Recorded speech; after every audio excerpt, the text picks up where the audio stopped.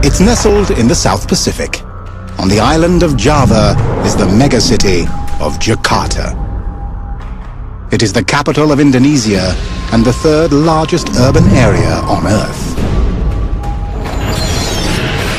Jakarta and the surrounding area is home to more than 24 million people. Facing annual floods, daily gridlock, and a sea of humanity, Jakarta is planning big. A massive infrastructure program is currently underway to pave the way to the future and reinvent the city. Jakarta has less land area dedicated to roads than almost any other megacity, just 6.2%. Cities like New York, Tokyo and Singapore have upwards of 15 to 20%. So, it's almost impossible to widen the streets to the right or to the left of it, because that would entail taking over land from the public. To meet this challenge, a unique solution. Build the elevated roads from above.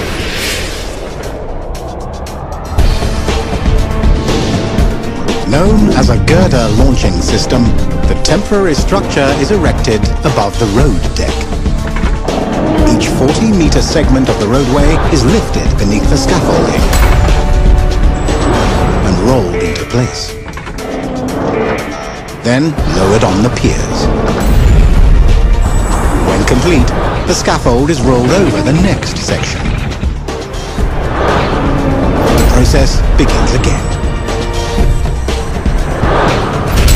Jakarta is planning to add over 60 kilometers of elevated roadway throughout the city, much of it using this method, including highways, toll roads, and portions of an outer ring road. Potential solutions across, above, and around Jakarta.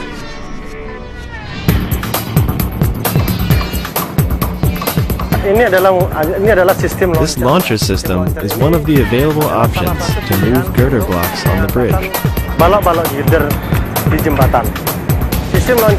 This system is applied whenever the workspace is limited. It's also safer security-wise.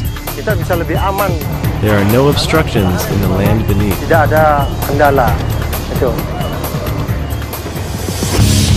This is the Jakarta Railway. 6 lines make their way from the suburbs to downtown. 150 kilometers of track, carrying almost 500,000 passengers each day. Sugianto is one of them. He rides Jakarta's railway to the city each morning, and every night he takes it home. And his daily commute involves a daily fight for space. There are plenty of the good and the bad. The good is that it's fast, cheap, without obstructions. The bad is like right now when we're all piled up. And flying in the face of obvious danger and the fact that it's illegal, hundreds more clamor to the roof for space. But despite this, the trains remain the most efficient choice in Jakarta. With other modes of transport, you have to take 2 to 3 vehicles. To get from home to work typically takes 2 to 3 vehicles, but only 1 with the train. It's also very cheap. And it's getting better. Jakarta is expanding the system with newer train cars, and more of them. Well, there certainly have been changes. Before, they didn't have the air-conditioned economy cars. Before, the express trains were rare. So, in the last 15 years, there have been improvements. It's all part of an ongoing effort to expand the transportation system. But more importantly, Jakarta is working to integrate its network into one cohesive unit. Cars, buses, rail.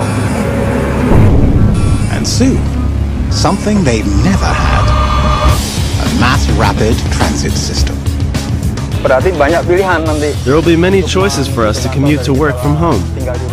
There will be other modes of transportation to help us out. The public will definitely benefit with the presence of MRT.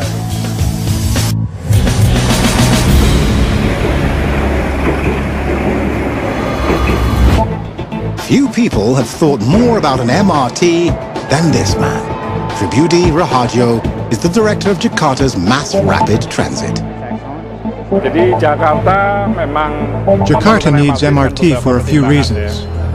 Primarily, a few studies have cited that by 2020, Jakarta will be stuck if no attempts are made to improve the transportation system.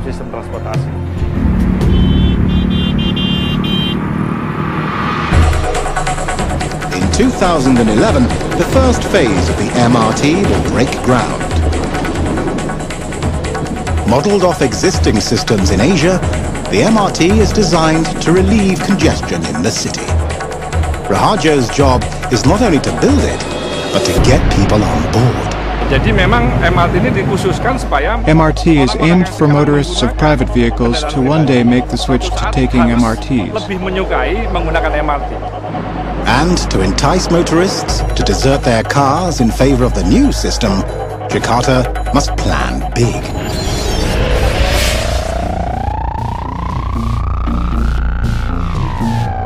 The first phase of the MRT will have one line. Extending north-south, it will run along 22 kilometers of track, with 21 stations, 7 elevated, and 14 underground. 6 car trains, each able to carry 1,500 passengers, will run every 5 minutes, for a total daily capacity of 350,000 passengers.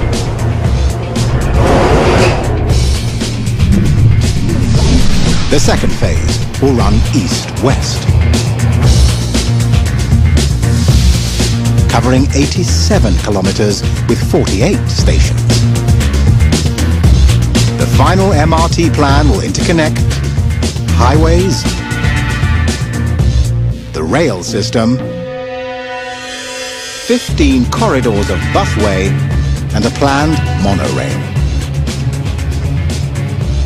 An integrated network linking every corner of the city.